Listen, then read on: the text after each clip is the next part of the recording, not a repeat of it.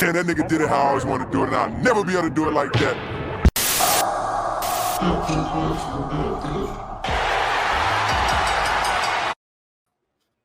Let me make something abundantly clear for everyone right now. If there are a crowd full of black people, like in the football stands, and you want me to walk all the way top of the stairs, I'm not doing it. That is a fear factor type shit. Do you know what happened if I would trip in front of a goo gob, a black woman, about how like roasted I would be? Do you know how like, okay, this is how black women compliment you when you go out. You look cute or whatever. Okay, I see you. All right, you look cute. Now imagine if I fall down a flight of stairs, how are they gonna laugh at me and make fun of me? You want me to walk up those stairs? Those? Huh? No, not today. Nope. That's what's they call it, a canon event. Nope, not doing that. I'm a la Michael Jackson at the Pepsi commercial rehearsal. Yep. Nope. That's going. Nope. It's not going to be good. Nope. Can pay me enough money to do that shit. I'm not ever going. Not ever doing that shit in the first place. Let's get this shit popping right now.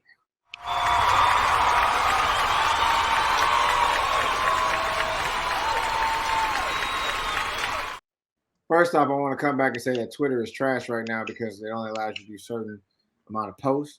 Because after you freaking like go down the timeline and interact with other people, which is what Twitter is for, Elon. They stopped us on the Money in the Bank podcast. I'm Joe Freelon, aka I'm the one tweeting, aka I am the champ, aka I would have tweeted more about Money in the Bank, but Elon Musk stopped me because I reached a certain amount of posts. All right, I'm here with my brothers. We got a lot talked about. I'm going to now introduce the red-headed Wrangler, Proper 12 Poppy, and the overall nice guy out the group. Don't say nothing. I got you, big brother.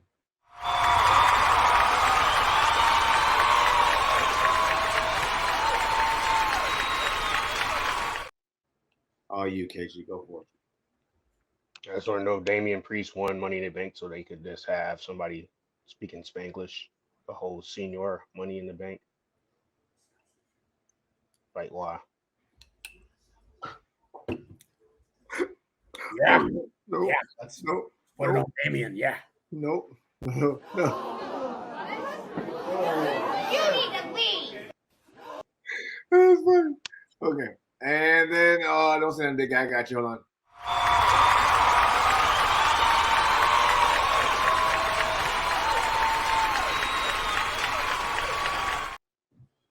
All you, old man Logan.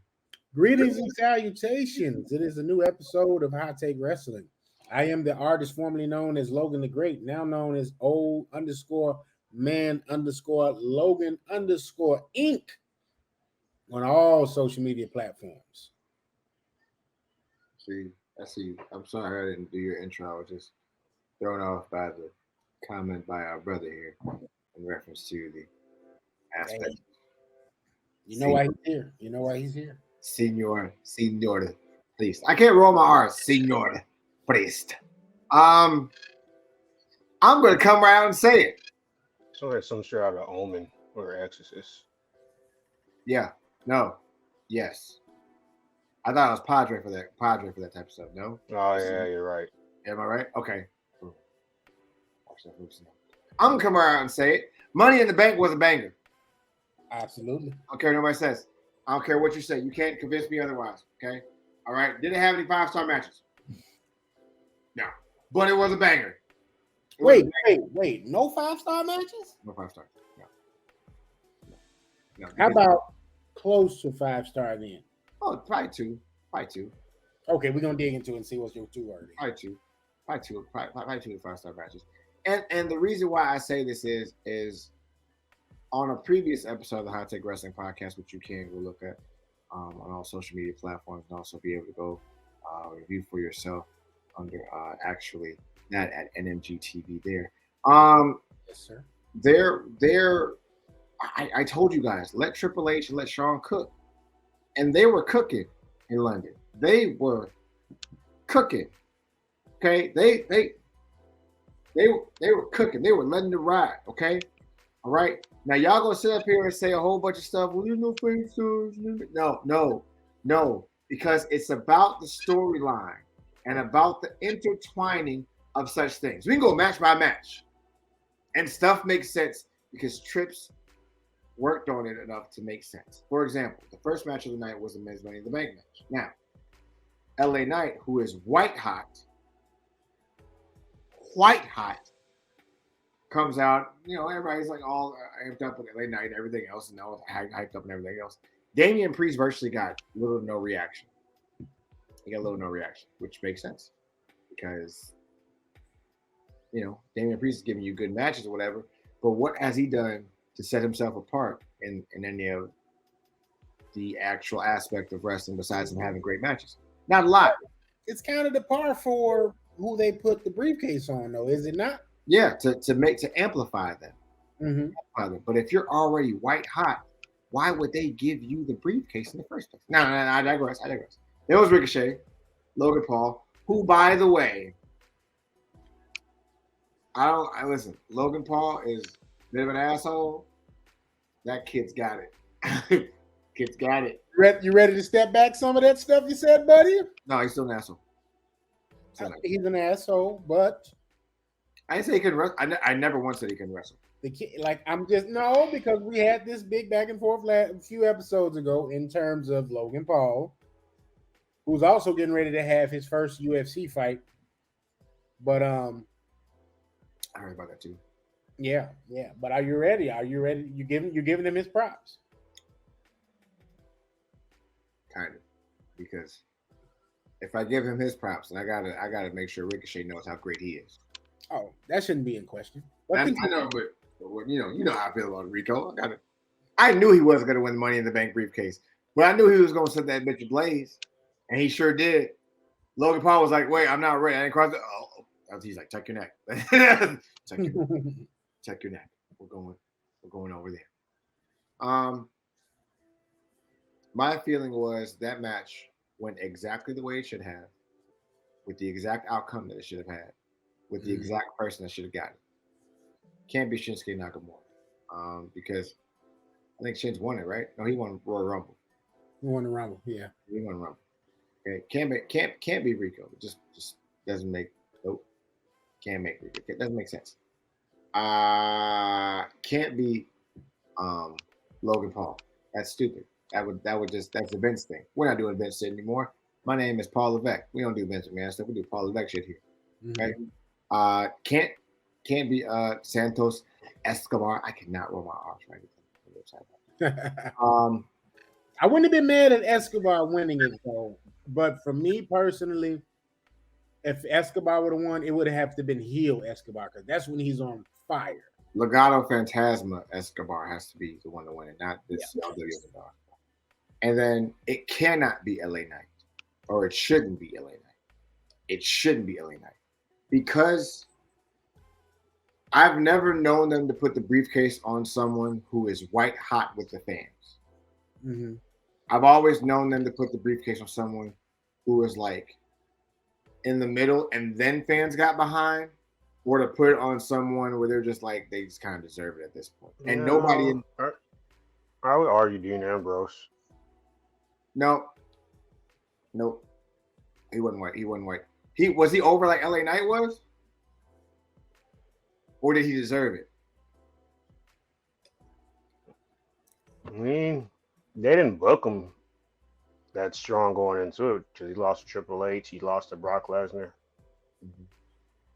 He was in high-profile spots. Kind of the same with Seth, right? Because I don't remember Seth being like white hot when he won the briefcase. He was deserving of it. When you're the deserving factor of it is more so predicated on like you deserve this because of what you've done thus far. Seth Turner.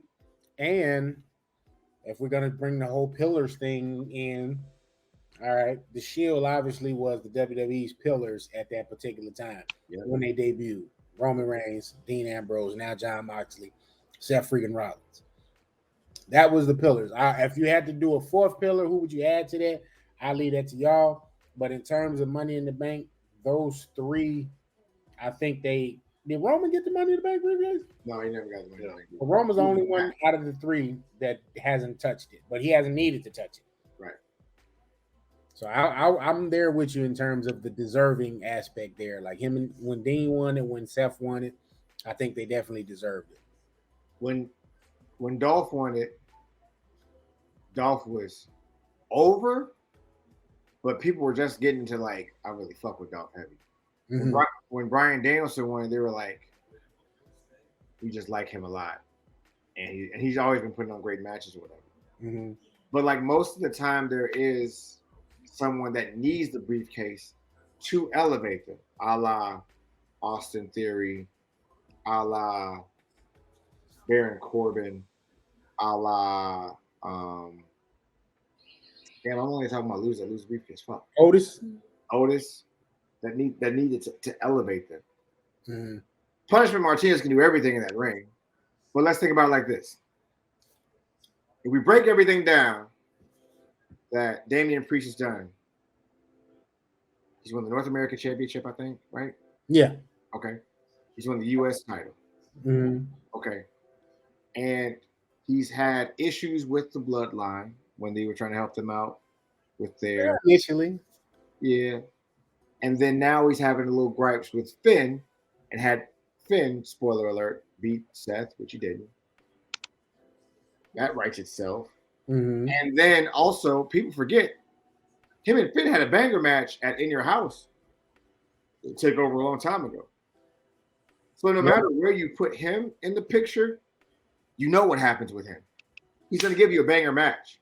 He's reliable. He's solid on the mic. He can lead. They're going to push him. LA Knight is 2 or 3 years younger than Damian Priest. Damian Priest is in his 40s. Really? Yeah, he's in his 40s. Okay, I didn't know that. So they have him in his prime, but they want to utilize him to see where it takes. Because if you say Damian Priest cashes in on Roman Reigns, that makes perfect sense to me. I get that. That's fine with me. They had a little issue. They were at odds at one point. Mm-hmm. That makes sense to me.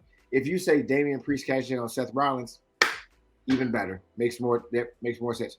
Hell, that Seth and Finn thing is going to keep going now that Brock's on Cody's ass again. Mm-hmm. So that makes perfect sense to me. For everyone arguing that LA Knight needs to get the briefcase, no, he didn't. It's like you just said, man. He's over to the point where, and I'm not saying he's bigger than the briefcase, but he's over to the point now where it's not needed. Right. You know what I mean? All they have to do right now with LA Knight is give him solid matches, solid storylines. And this is me personally why I say sometimes they pull people up before they're supposed to from NXT. Damian Priest was one of the people I said way back when they pulled him up way too soon. You know, he should have had a run down there with the NXT title. Same deal with LA Knight. LA Knight should be running NXT right now. I would probably like Braun Breaker a lot more had they built up Braun Breaker versus an LA Knight to dethrone and take the NXT title from. Then you draft and bring up LA Knight current day instead of having him try to put over the manager shit you wanted to give Adam Cole. You know what I'm saying? Yeah. And honestly, Braun Breaker NXT now I fuck with. I didn't fuck with the Braun Breaker when he was a face. I don't know, like this Braun Breaker now is just fucking. It's better. I mean, because some people just naturally are better as heels. So he's coming out. Even now, it seems a little forced. But I think this pocket suits him a little better than trying to just be a white meat babyface, a Stone Cold, like to put it. But just to kind of bring it back to Money in the Bank, though, they've been grooming Damian Priest, I think, for a while now. If you sit back, that's why, while he may have not gotten the reaction of an LA Knight, you know, coming down that ramp for Money in the Bank, he's been being groomed, you know, for quite a bit for this particular role. I remember I was watching Undertaker's Last Ride, little docu series they did on him leading up to that WrestleMania match with AJ Styles, and they had Undertaker working with Damian Priest. Like, going and he was still in NXT at the time, but he was going and giving them pointers and giving them, what I'm saying, guidance, information, etc. So that lets you know how much invested they are. And Trips knows how to, what I'm saying, put people with people that are going to be beneficial to him. Right. So Damian, I think, wow, okay, it was like, okay, we didn't see this. Because none of us picked him to win that. No. But it made a lot of sense to put that on him because A, we didn't see it coming. Right. B, he can have a great match. He can talk, and he's been able to hold main events. He had the main event with Bad Bunny. He's one of the faces of Judgment Day. And here's where I'll ponder the question to you.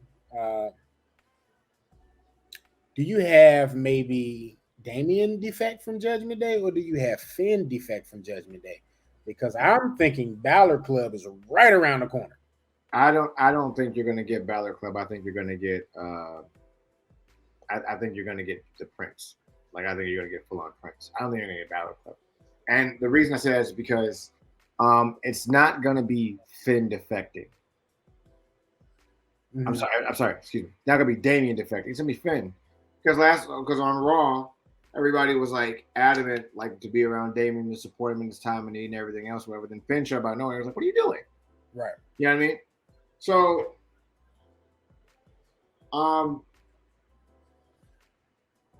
I would see Finn and Damian and go at it. That would be a great match because it was a great match last time. But Damian Priest in ring, you can't knock him. He's really good. He's solid. Really good. He is really, really good. And even then, like he's giving you like he's worked with so many people that you gotta give him. You gotta give it to him. You gotta give him his just due. The only other person in the Money in the Bank I think needed that briefcase was Ricochet. And I think the only reason Ricochet wasn't the recipient of the briefcase this year was because, I'm thinking we're going to get Logan Paul versus Ricochet maybe at SummerSlam. Yeah. Depending on the shape that Logan Paul is in after he has this UFC match, depending on if that's coming before SummerSlam or not. But, and that kind of wrote itself too. Right. Off of what took place in Royal Rumble, where they had that little, I like to call it that little Matrix moment where they both, came from both sides of the ring and they slapped in the middle like, Neo and Mr. Smith. Right. So, Agent Smith, excuse me. So I think, and even with that, Ricochet, he's been IC champ. He's been, US champ up on main roster, I believe. Yeah. But, he hasn't got the big one yet, So now the good thing about that is, with having two champions is, okay, we may not feel like Ricochet is able to take a title off of Roman Reigns just yet, but hey, Seth, hey, he'll have a great match with Seth. And that match would be a match that's going to put him over to the moon. And, then it'll be like, all right, he's on everybody's radar, as he should be. Right. I don't think Ricochet should get anything because he has Samantha, and that's all that matters. I just don't think that. Ricochet got some nice picks. Ricochet, you got some taste over there, buddy. Rico, look, Rico been cleaning up a little bit, okay? Even when he had Katie, what's his name? Katie Canzaro, whatever. Rico, listen, Rico don't get no more championships. He got Samantha. He got Samantha, okay? He don't get no more championships. That woman is talented and fine. Jesus. Oh my God. Whew. Woo! Anyway. Sounds like that needs to be a WCW. Oh no, don't worry about it. I already have everything prepared for that WCW moment. Just need to be able to contain myself. Understand that she's gonna be an arm's length of us pretty soon. Easy, Stallion, easy. Okay. The next match. Ronda Rousey and Shayna Baszler versus Liv Morgan and Raquel Rodriguez. I really need to know how to roll my arms. This is my take on this. All right. Triple H is the chef. Let him cook. He's a genius. Ronda was like, you know what? Thanks for letting me win these titles, but I don't think I'm going to resign next year. Well, this is weird, Ronda. How am I going to get you out of your contract? I know. Shayna Baszler is going to turn on you. And we didn't even see it coming. We saw no aspects of it coming. Because sometimes the obvious isn't really in front of you all the time. Mm-hmm. I went back and watched those old matches of with Shayna and Ronda, and I'm realizing Ronda was a glory hog. And it was on purpose. Because it was just for the actual ring psychology of it all. Okay? Trips be cooking. Ooh, ooh. Greatest be the trips, for thou hast cooketh. He is the cook. Chef Paul. You smell what Paul is cooking. You smell what Paul's cooking. Forget the other guy. Do you smell what Paul be cooking? Nobody saw it coming. No one saw it coming. Nobody. And I was the biggest advocate for that team only because I thought they had the potential, not saying charisma-wise, but hear me out. I thought they had the potential in terms of star power and in-ring ability. As I know this might come off sacrilegious, but hear me out. Bayley and Sasha. Ooh. Bayley and Sasha, hear me out. In terms of overall building a tag team division for women, which, you know, what we saw on Raw as, you know, a result of, you know, what took place at Money in the Bank, they're obviously in a space where they're trying to build women tag team and make it, you know what I'm saying, meaningful and make it something that is, you know what I mean, revered in the same regard as the men's division. Now, is that going to take time? Absolutely. So I thought you give Shayna and you give Ronda the belts. Okay, cool. Let's let them go on all three shows. That's going to help, you know what I mean, gravitate some people to NXT that aren't watching NXT right now, that ain't checking in on Tuesdays. You know, you're having them on Monday or Friday. You know, that's going to do what it's going to do. And it was like, cool. You know what I mean? Let's do that for a few months until, you know, we have somebody that are worthy challengers, you know, come and dethrone them. I'll be honest. I don't like babyface Raquel. I don't. I want badass Raquel that was in NXT. And let her finance cook, bro. Stop tripping. I want and I need the badass Raquel that had that awesome Amazeballs match with Rhea Ripley when she was just doing her best Diesel impression. You messing with the vibes. Raquel Gonzalez was a vibe. You need to cut that out, okay? Hey, I'm just saying, babyface one, I'm not sold. I'm not sold. I need that badass. Look, fine ass, big back Raquel Gonzalez will not take this level. She will not take this level of disrespect. I will not allow that. I will fight for her. Okay. Right. You could have put together, because Raquel, I don't look at her as a tag team competitor at all. She's if she need to be up there with Bianca, Charlotte, Rhea, Bayley, Becky. She needs to, be within that. I would have personally gave Shotzi that opportunity. Who's another person? I need them to step it up because they pulled her up there to the main roster for whatever reason. She's another person that could have been, a darling. She was a darling of NXT, but she could have been a certified women champ down there that could be helping to build talent down there. But, you could have gave Shotzi and Liv that opportunity. Cool. It would have been a good moment. Whatever. But, I digress a little bit, but I totally didn't see that moment happening. If this is going to lead toward them using Shayna Baszler a lot more, way better, I'm here for it because she was a dog in NXT. She was a dog. They're bringing back the ace. Listen, look, I'm going to tell you this right now.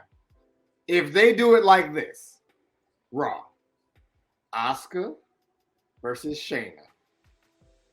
Asuka will run her program with Charlotte or whatever, and then Charlotte will run her program with Bianca, and they'll go from there.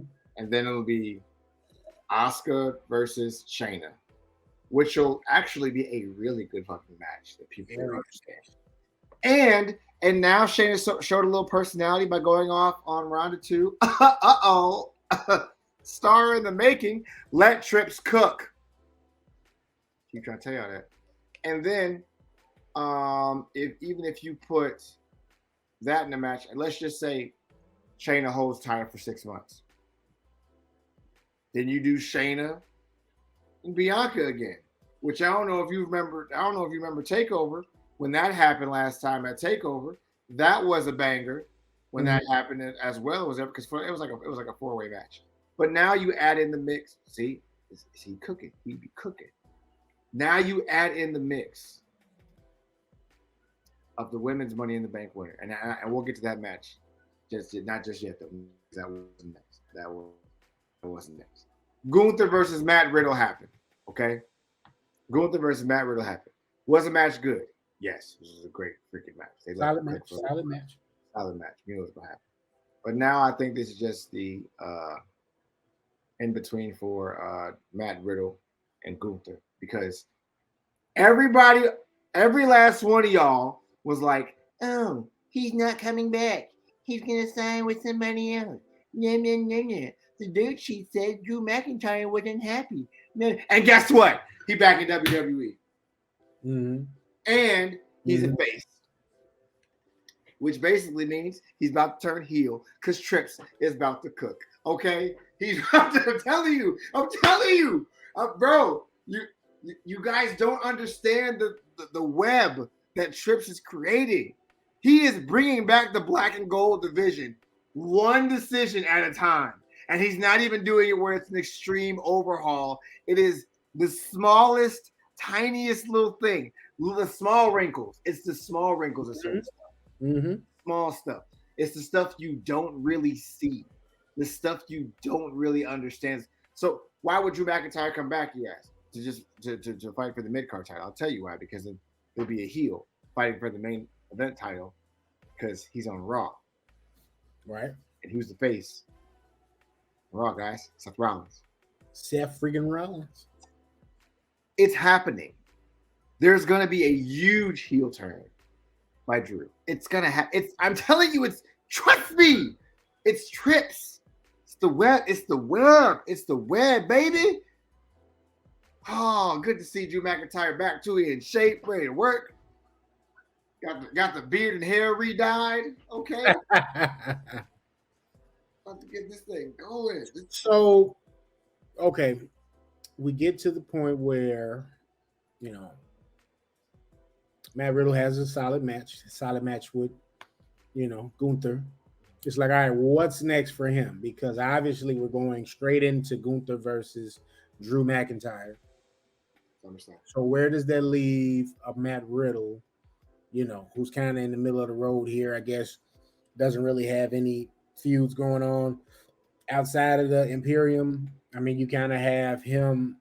I guess he can kind of still feud with Imperium, but he's not feuding with Gunther per se. So it's kind of still like with the tag team of Imperium. So could we see one returning Viper maybe? Now hold on. Now remember, it's a web. Mm-hmm. If you bring back one Viper, right? You bring back one Viper, that's part of the web. But what if Trips is like, what if we just have like a triple threat match and we create a heel Matt Riddle?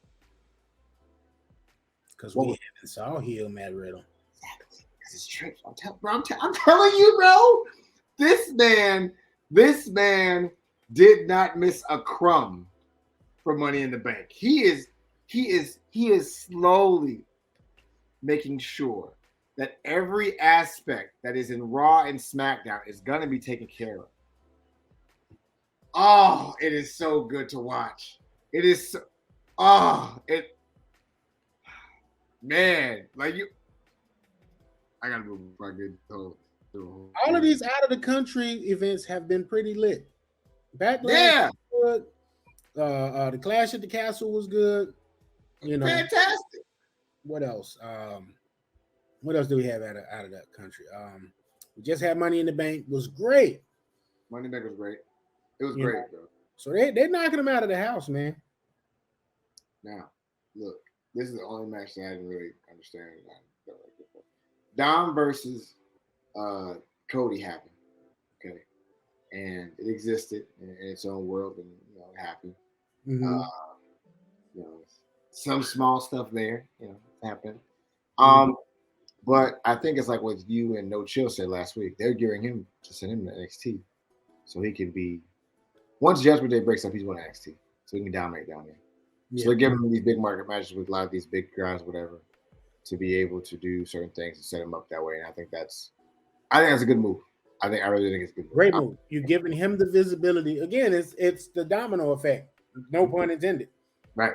You put him in these spots because Dominic's a solid wrestler. Like at first, again, for me, sometimes I have to see some people cook as a heel because that kind of gives me the trajectory of where you can go going forward when you do eventually go tweener or you go back to being a babyface. Right.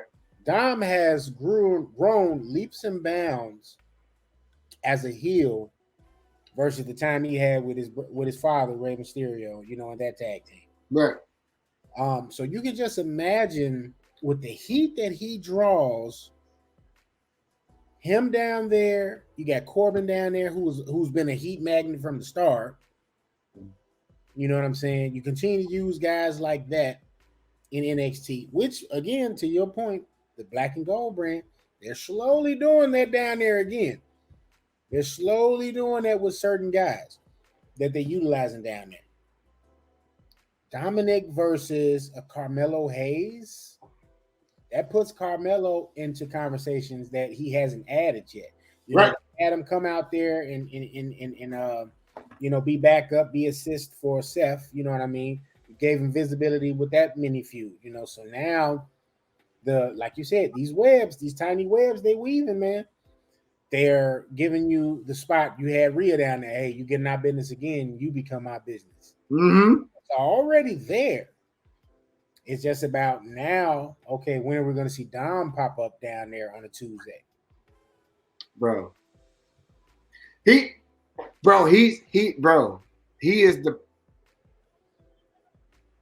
is literally, oh my God, you guys don't get, and when I say you guys, I'm just talking about like the casual wrestling fans. I'm not talking about like anybody in this podcast. Like, Trips is literally creating a Rhonda Rhimes production in front of your eyes. You guys, a Shonda Rhimes production in front of your eyes. Y'all don't even see it. Like, y'all don't even see how deep it's gonna get. He finna give you the next 3 years of Grey's Anatomy wrestling style, and you finna do it. you gonna have to deal with it. You gonna have to deal with that. You gonna have to, bro. Y'all don't. Yeah, okay. I'm telling you, it's coming. It's coming. It's coming.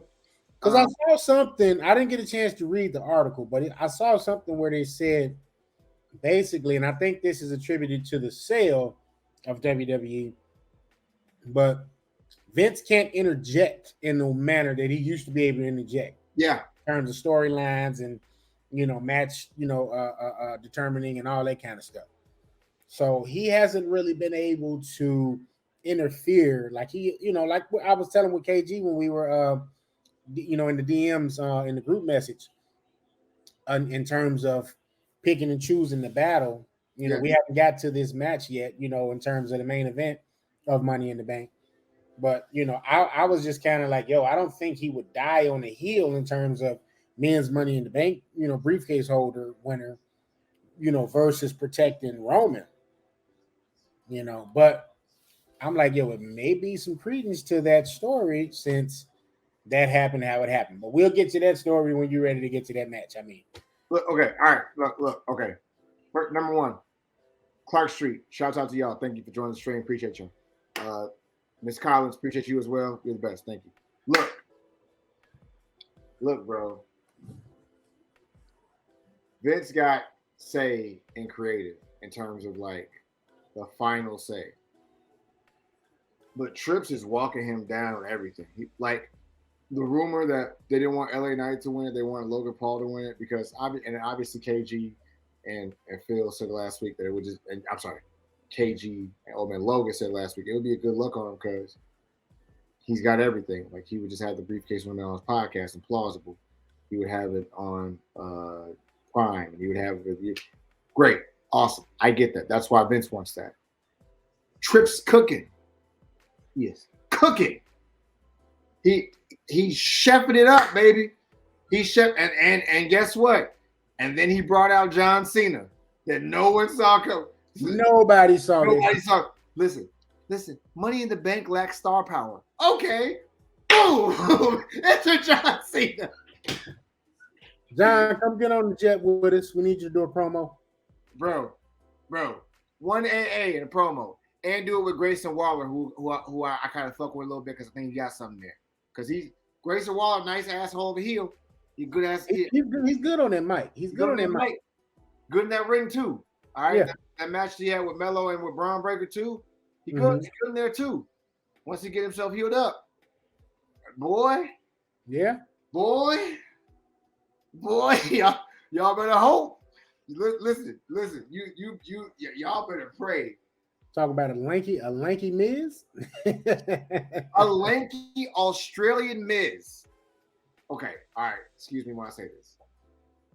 A lanky Australian Miz that is not as safe as the Miz is in terms of in-ring style.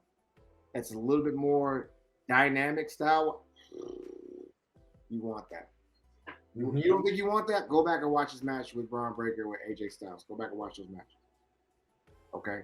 And, yep, you're right, Clark Street. And he punched Cena in the face. Wow. All right. And Cena out here taking bumps. Bro. And if you do WrestleMania in London, night 1, night 2, certified bangers. Tell me. Anywhere. Nope. Certified bangers. Do you think they would switch it though, like out the blue? Because they've already announced Philadelphia, right? I think it's a possibility to be like, hey, you know what, Philly, sorry, change of plans. I'll be honest with you. I think they should do that. That's my personal. And the only reason I think that is not predicated on anything malicious against Philadelphia. Philadelphia is best served for Royal Rumble. Because that's Philadelphia's lane. Yeah. Cold in the winter, chill nights or whatever, where like beautiful things happen. In the summer of Philly or whatever, it's beautiful, it's beautiful out there. It's great out there. It's nice out there. Everything else, whatever. And it's nice to have it out there. But in terms of like how it's set up and everything else, whatever, like when you go to Philly, you vibing out there, whatever. And it's cool. Yeah. But you going to LA, going to Tampa, and then Philly. London is a spot. Listen, bro. Listen. If international waters have not told you that they love them from WWE, and not to foreshadow what the next subject is, I'm scared to see what happens at AEW in London because that might be just another that crowd might be just as on fire for them too. I need us to have a SummerSlam, man. SummerSlam in Chicago, but not in the normal venue. They always do All-State Arena. Like, let's do SummerSlam at maybe, Soldier Field, or maybe Wrigley Field. You know what I'm saying? Like, let's do it in another. Chicago has so many locales where you can house this Joker. Like, that's what need to take place. Hell, if they wanted to do it at Sox Stadium, they could. You know what I mean? What is Sox Stadium still USA LaField? No, it's Comiskey. I don't care what it says. I don't care. I mean, it's always Comiskey Park, but you get me. But like that's what I want. That's what I do give AEW their credit for when they come here. They was like, WWE used to do house shows at the United Center way back when. But they had the relationship when it was Rosemont Horizon, the All-State Arena. They just like, we're gonna do everything there. But a bigger venue, like sure, let's do Raw, let's do SmackDown at All-State. But hey, we could go UC for a pay-per-view. We could go Soldier Field for a pay-per-view, depending on if it's a summer pay-per-view. I think SummerSlam in Chicago at the Soldier Field would be awesome. That'd be crazy. Clark Street said that it's bad business, but WWE should do WrestleMania 41 there. in London, which is actually a better business decision because it makes sense business-wise. So, all right. After Grayson Waller, John Cena had their. I know if that trip's cooking something else. We got the women's Money in the Bank match. I enjoyed it. Look, now people were mad, bro. People was upset. Like, oh, should be Bailey. Should be Bailey. No. Let Trips cook. EO is the perfect decision. The perfect decision. Look, I'll be honest with you. I think that Trish Stratus is a beautiful woman. She is beautiful. Her knees don't work though. Just gonna say it. Just gonna say it out loud in case someone wants. Listen, y'all can look. You can yell at me all you want in the fucking chat. I don't care.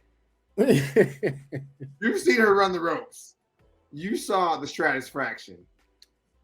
Listen, them beautiful Canadian 40+ old knees don't work no more, and you know it. Okay, she about as good as Kurt Angle was in the ring on his last. Man, we about done.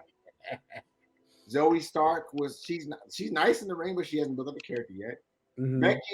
Becky and Bailey don't need it. They're certified. Oh, I love that finish. They're just and you know what's crazy? You know what's crazy about that? Trips still has damage control together.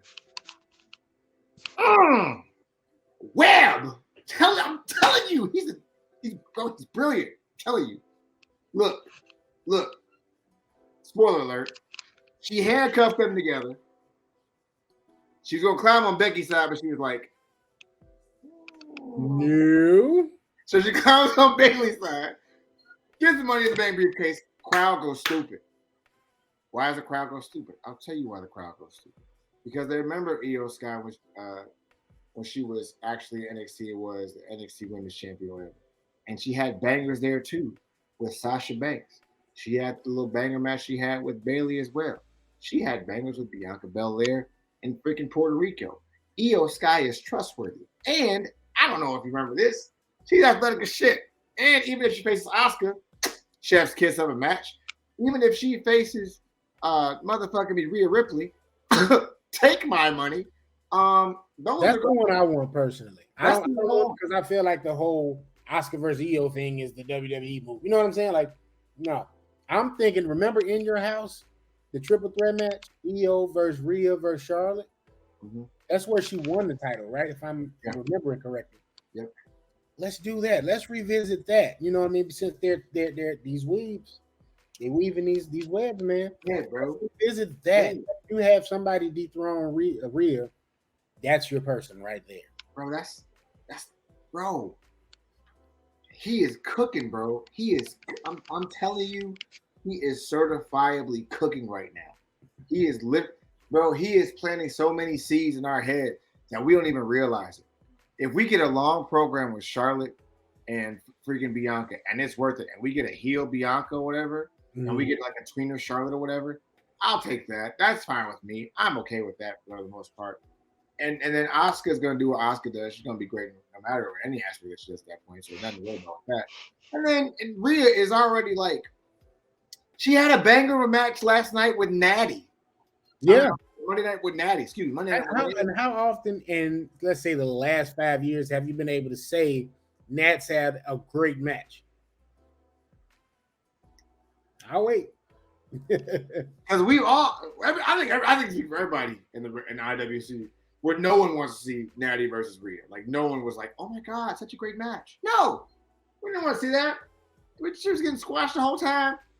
Finally, Rhea was like, look, bro, we can't do her like that. She used to be nice back in the day. Let's give her one good match. Gave her a nice ass match. It was great. It was really good. Okay, let's celebrate that and be fans of that. That was good. Now let's not revisit that. Let's not go like let's not keep the program going. We're done now. Let's move forward. Let's move forward. Send Natty to PC, where she could train other women to be great, and we'll go from there. Mm-hmm. Mm-hmm. Next, we had Seth Rollins versus Finn Balor.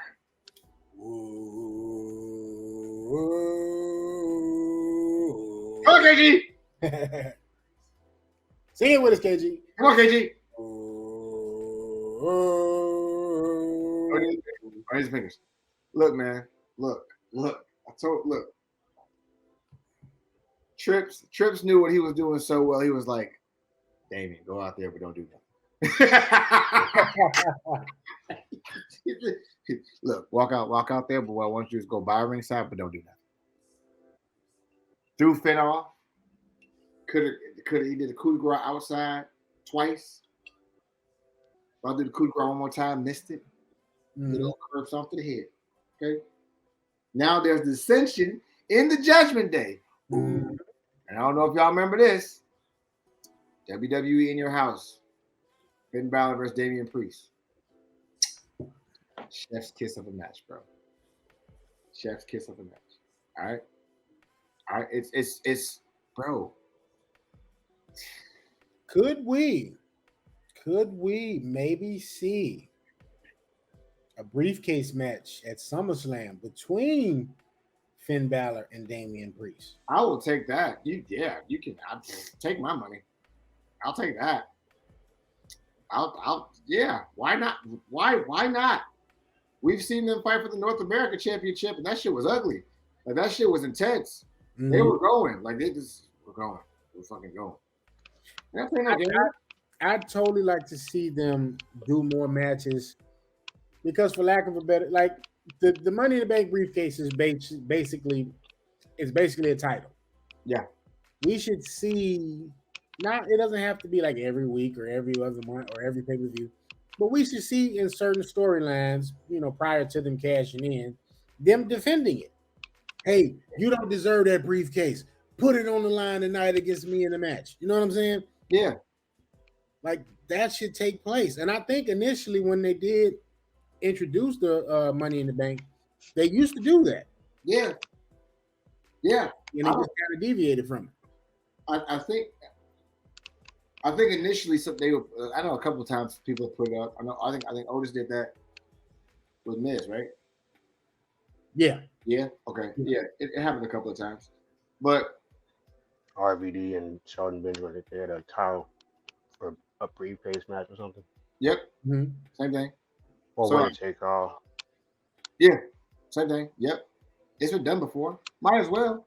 And then the other time, that's because they misdiagnosed his injury though when Kennedy dropped the Edge. Yeah. Yeah. That was the initial one. That's the one I was actually thinking of because I remember Kennedy having a match with Edge in regard to that Money in the Bank briefcase. Damn, they jumped. Yeah, I think RVD and Sheldon Benjamin was a year before. I forgot what pay-per-view it was though. I think it was the IC title and briefcase winner take all or something. All right. They really dropped the ball on him too. They fucked up. They fucked the bad way. Mr. Kennedy. Wait for it. Kennedy. They fucked up. They fucked up with him too, bro. They fucked up with him. It's a sad thing. Now, Roman Reigns and Solo Sikoa versus the Usos. A culmination of a 3-year odyssey and Iliad of all types of shenanigans and chicanery that culminated into one ending of the Usos succeeding. Now, first off, that match in itself was a great fucking match. It was a great match. Okay. There are small aspects of this match that people are forgetting. The low blow during the pin that no one saw. The Solo leading Roman at the end of the match. The aspect of Jay pinning one Roman Reigns. When he first got here, he pinned him, and now Tribal Chief pinned him. What I have said on the TikTok is the following. The significance of Roman Reigns getting pinned and not losing a title is bigger than him losing the title outright, because I compare it to the movie 300. Mm-hmm.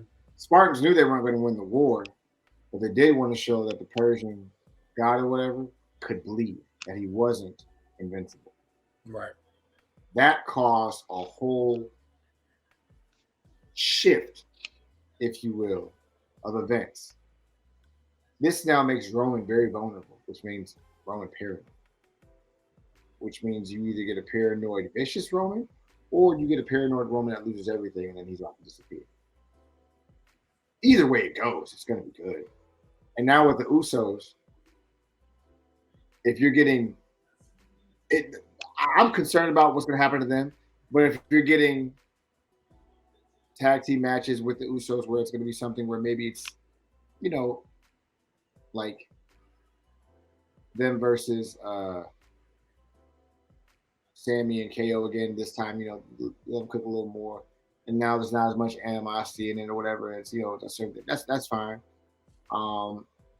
If you're having them move around and kind of be mentors now because they're like, on the twilight of some of their stuff, I think Jay's got a little more. I think Jimmy is kind of fine. Mm-hmm. I'm not happy to say that. I'm not happy to say it all. Very sad. But I do believe that, bro. I really do believe that Jimmy is.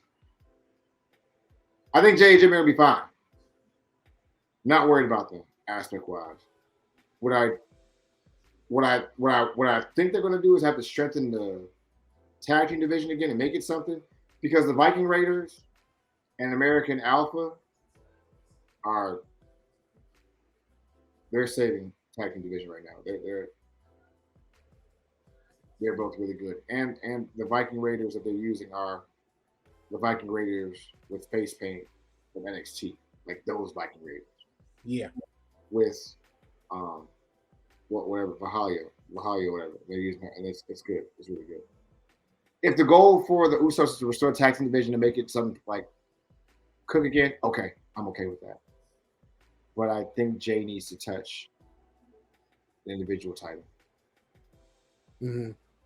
Because he deserves it. I think that's the only reason why Jay didn't win that U.S. Heavyweight title match he had. Was it 2 weeks ago against Austin Theory? Yeah.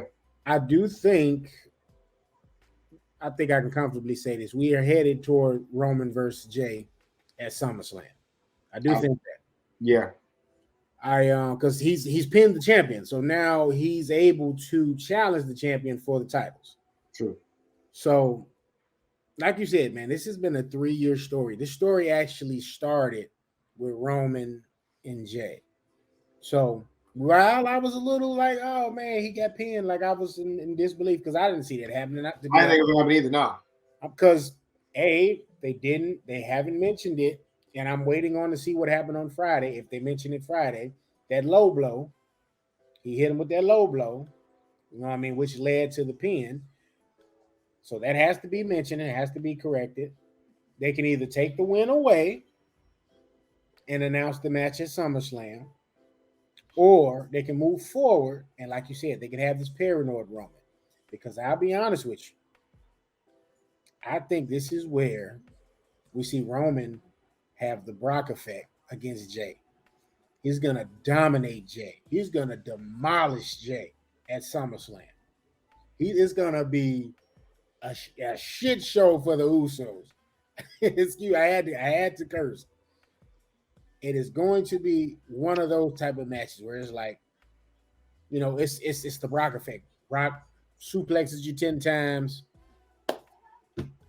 Thank you, man. We out of here. Damn. You can go that route, or they can let Jay have a little, momentum. But I really think, in my heart of hearts, as a wrestling fan who likes to have hot takes here and there, Roman gonna whoop that ass.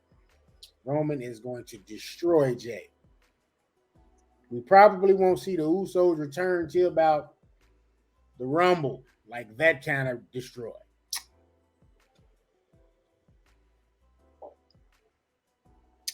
I'm not gonna say I don't see it happening, but they already kind of went that route though inside Hell in a Cell, if you think about it, because that was a pretty dominant.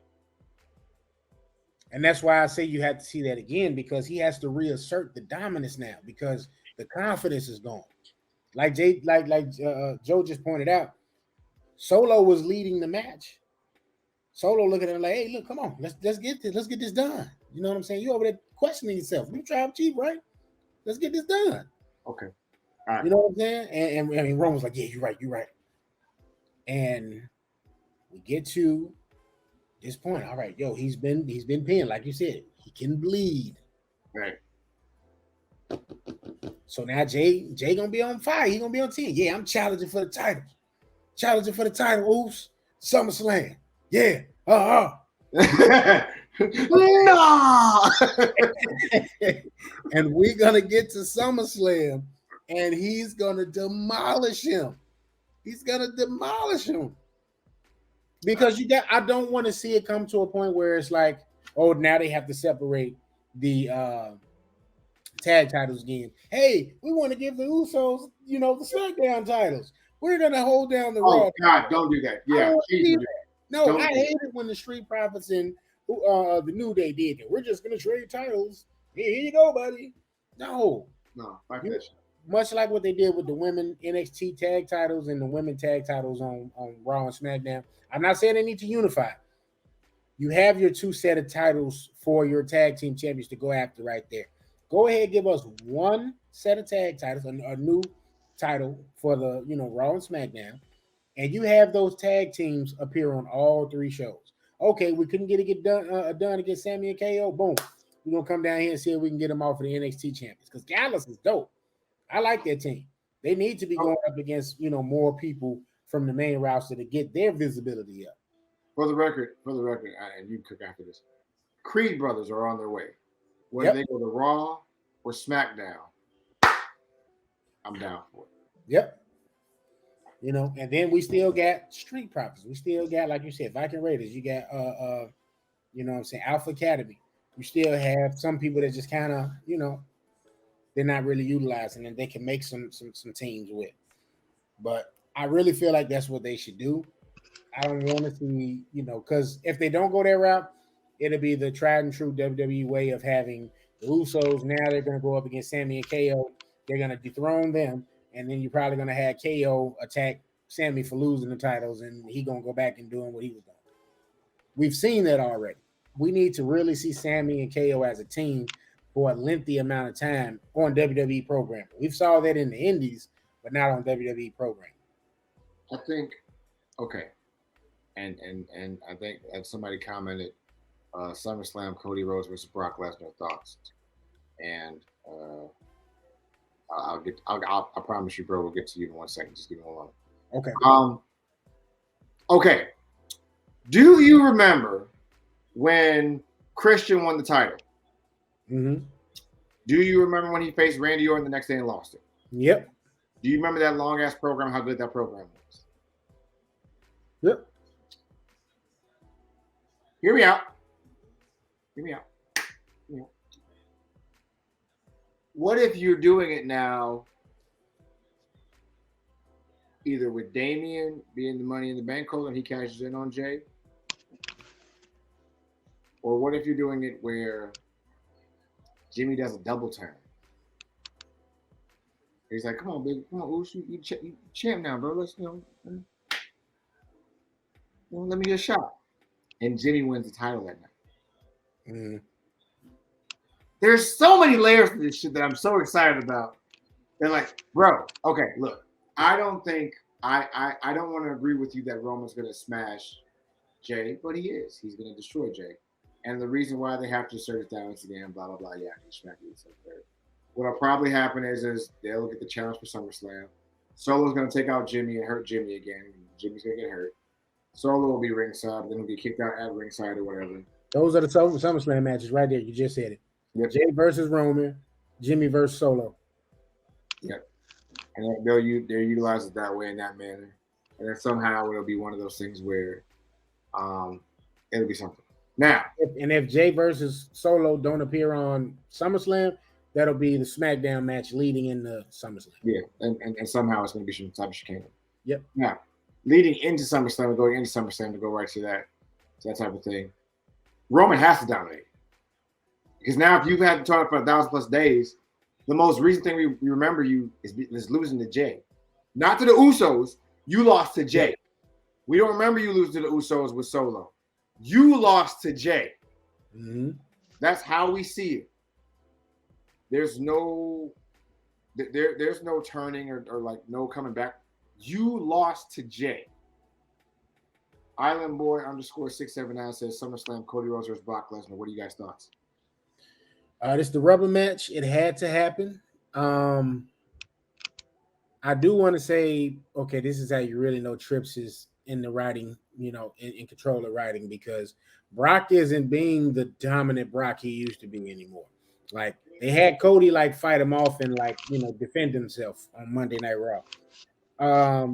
Any other time, back when Brock first came back against whoever, it didn't matter who it was, you knew when that music hit, he was going to come down that ramp. He was going to get in that ring. He was going to get a little offense in. Next thing you know, he was going to hit you with a couple of them knee bumps, and F5 a couple of times. Raise that title, and that's in the segment. So I do like this grounding of Brock being, again, can you believe? You're not seeing Brock as this undefeatable, indestructible machine anymore. As far as who would win, what type of match stipulation, I guess you got to have some type of stipulation here, maybe last man standing or something, since it's the rubber match. I don't think, well, we know a loss doesn't hurt Brock. Brock can contend for a title whenever he pleases. But I will say, don't be surprised if Brock wins. Or because they've done the injury angle already with Cody, so they can't do that. That's out the window. They're not going to revisit that angle as a story-ending angle anymore.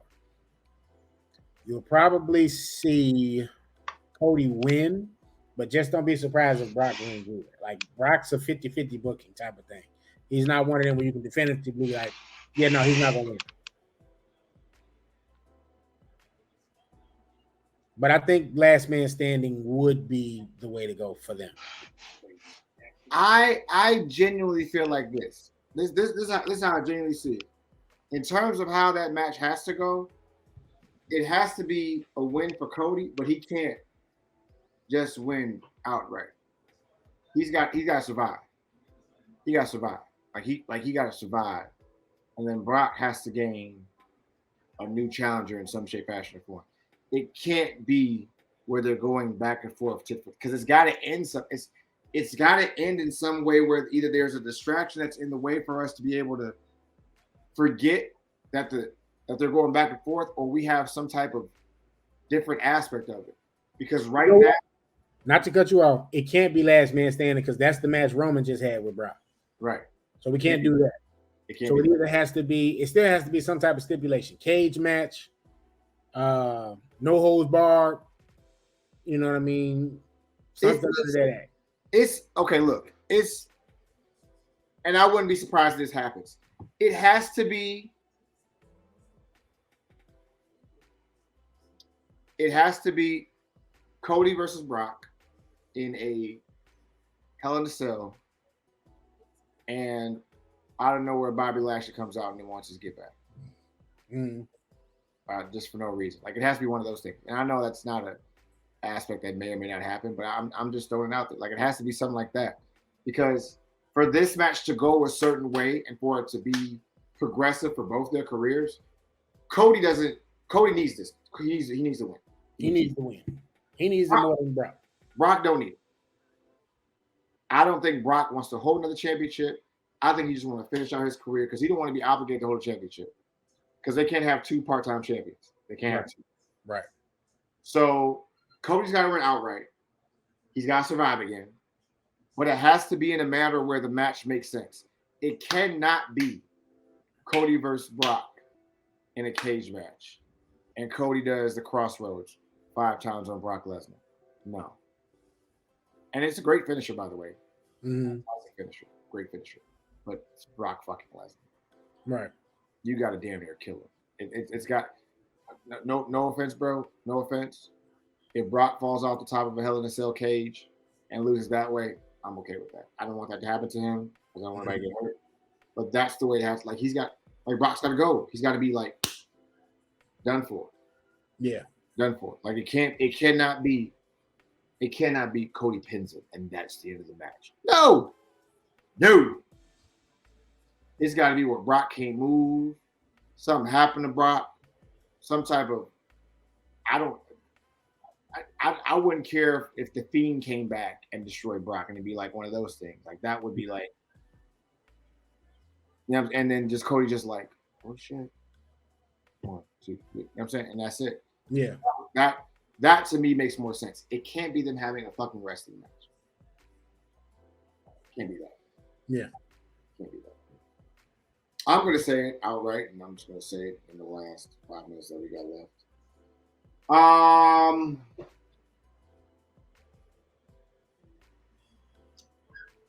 Money in the Bank was better than Forbidden Door, and I don't think it's even close. I don't think it was even close. And y'all gonna blast me in the comments. Y'all gonna blast me when y'all see this video on Friday. Y'all gonna kill me. I already know y'all gonna fire off. They really shouldn't, but because it's a true statement. It's a true statement. Trips knew what he was up against with Forbidden Door. Mm-hmm. This was the WWE's follow-up to that pay-per-view, and it delivered. Forbidden Door had some hit or miss shit. Point blank period. It had some hit or miss things on Forbidden Door. Forbidden Door's best match was Will Ospreay versus Kenny Omega, and the International Championship match was pretty good. I'm trying to think of anything else really stood out to me at Forbidden Door. My question. No, I'll let you go. You go first. I'll let you go first. No, I was just thinking out loud. Just but no, what you're saying is factual. Money in the Bank was the better. It was way more. You'd be lying if you said Forbidden Door was better because it wasn't cohesive. There wasn't these many storylines taking place within Forbidden Door, where it's the little things, like you said. The whole theme of this episode, the web, and all of that. We're getting callbacks from NXT. We're getting callbacks from episodes of Raw, episodes of SmackDown. We're getting callbacks from 3 years of a storyline here that finally, you know what I'm saying, it started with Jay and it hasn't ended, but it's it's nearing its end.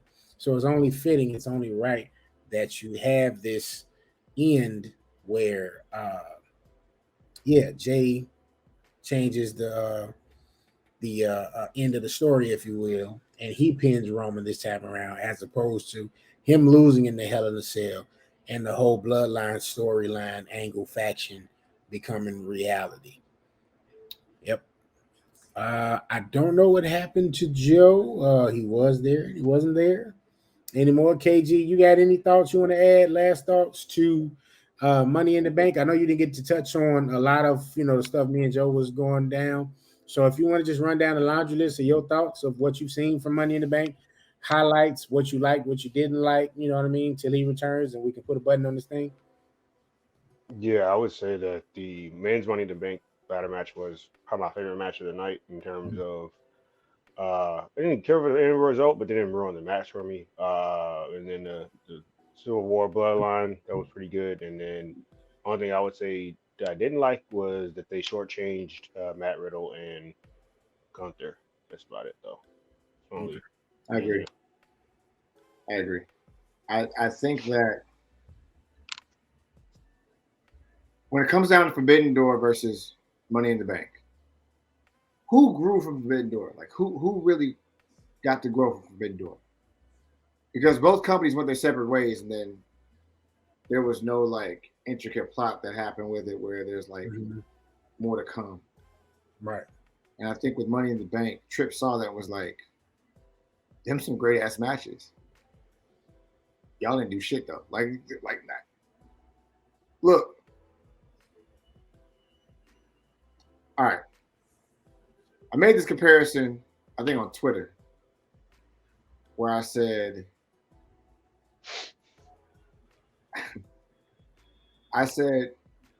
Money in the Bank versus Forbidden Door. For Forbidden Door is Baki Hana. Mm-hmm. Money in the Bank is Goku. Both these motherfuckers fight, but it's just different. It's just fucking different. Like the aspects of how those things, like anime heads will get that reference. The aspects of how those things differ are vastly different. They're not the same. Okay, all right. Here's a better one. Forbidden Door is Forbidden Door is Iron Man. Okay. Okay. Money in the Bank is Batman. Just different. Just vastly different. Like that story, like that storyline that's predicated where like the story that people like really, really want to see gravitate towards that. Mm-hmm. Iron Man is important to what aspect it is to the MCU, but Batman each time is just timeless. It hits every time. Even the newer one, which was actually okay, like it wasn't that bad, but it's still Batman. You know what I'm saying? They're just aspects of it that are different. And I think the nuances that people aren't understanding for wrestling in terms of wrestling or how like a storyline goes for wrestling are starting to see that when they're watching these two products. And I'm not trying to be like a tribalist in any shape, fashion, or form. Like I love AEW and I love WWE. I'm not ever going to say that one's better than the other right now, but I love storylines. So therefore, the storyline I choose better is going to be WWE for what they do. AEW is struggling to get to that point, and eventually will be, but they're just not there yet. Which also brings to the fact that 2K23 is better than Fight Forever. Yeah, we'll discuss that one a little more in depth probably our next episode. But me and Joe were definitely talking about it prior to recording this episode. And for us, and wrestling fans, whoever's in the comments, you guys, if you want to comment on this, you're more than welcome to. We'll hit the comment section and respond. For me personally, and I was talking to Joe and I said, I'm sitting there playing Fight Forever, and I'm like, it doesn't really remind me of any other wrestling games per se. It reminded me a lot of Def Jam, the Def Jam Vendetta series, which was basically brawler / wrestling, but it included and it was based on Def Jam artists. You know what I mean? So even down to the graphic wise presentation of these people from AEW, it's the cartoonish look. I mean, it looks like who it's supposed to look like, but it's more so in like cartoon format. It ain't like 23 where you have like the realistic like realism in terms of graphic wise.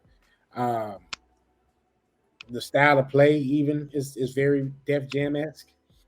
I do think at this moment in time, 2K is finally kind of coming around the corner in terms of the 2K series with WWE. This 23 version so far, I'm early on into starting my story. I picked the lock story. I don't know if you picked the legacy story, Joe, but I picked the lock story. I did both. I haven't done both, so I'm only on the lock one right now. And it was short. It was short for me, so I did the other one too. Okay. So I think I like the legacy one better though. Just to be honest. All right. I was planning on doing both, but I was gonna probably do the legacy one as like a female character. Yeah. Then what I'm saying, do the lock as the guy. But it definitely reminds me a lot of the Def Jam Vendetta series.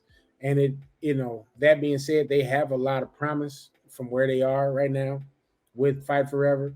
And it does feel like they kind of tried to rush and get it out. They probably realistically needed to develop it for about another year, but here we are. So Fight Forever 2, or if they name it something else, Double or Nothing or whatever, they got, AEW got some properties now that they can name a video game after. But if I had to choose right now, I'm still going to choose with the tried and true WWE 2K series. Fight Forever does give you an alternative if you're a AEW mark and you just want to be able to play with Kenny Omega and them without having to create them over on the other show. Right. I think if you're like a gamer where you just like to enjoy the game, you want to play Fight Forever. But if you want to be like immersed in certain aspects of wrestling and you want to be like really within the confines of like a wrestling game, you play 2K23, WWE 2K23, and that's just the difference of the game. That's it. I'll be honest with you guys. For me, I would rather play 2K23 because I like just how like I get to create my entries, I get to create my character in a certain way, and I get more options that way, and the gameplay is smoother for me. It does feel like a fighting game of Vendetta for me, and I like Vendetta, but once you figured out that you could do like a power grapple after you knock somebody down, what are you gonna do other time? You're gonna pick them up, do power grapple, do power grapple. And yeah, your reversal might be good, but still, now you do a power grapple all the time whenever you're spamming it. So I like the aspect of the reversal with WWE 2K23. I like how it's a smoother flow for it. But yeah, I think for a start-off game though, it's a good game. Fight Forever is a good game. All right, guys. Thank you guys so much for hanging around with us. Thanks so much for like sticking around. Shout out to all you guys. Shout out to Clark Street. Shout out to IslandBoy_679. Appreciate you guys so much. If you want to follow us, please follow us on Instagram. Thank you for the 1,000 followers on Instagram, by the way. And also at TikTok. Thank you for almost 1,500 followers on TikTok as well. Wrestling Take. Thank you so much for following us on Twitter as well. For Twitter. And then at NMGTV. We are already at 1,600 followers at NMGTV on there. Let's get to 2,000 by the end of the year. Please. Appreciate you guys so much. Also, these are the guys that have contributed to this podcast. For the record, this is probably episode 100 and something. These guys are all the ones a part of it. Shout out to No Chill with Phil. Shout out to Ill Will. These guys can make it on, but we appreciate them so much. All right, guys, give us your catchphrase so we can get out of here. All right, we the ones. You know we want to smoke. KG? I don't. I got asthma. Oh.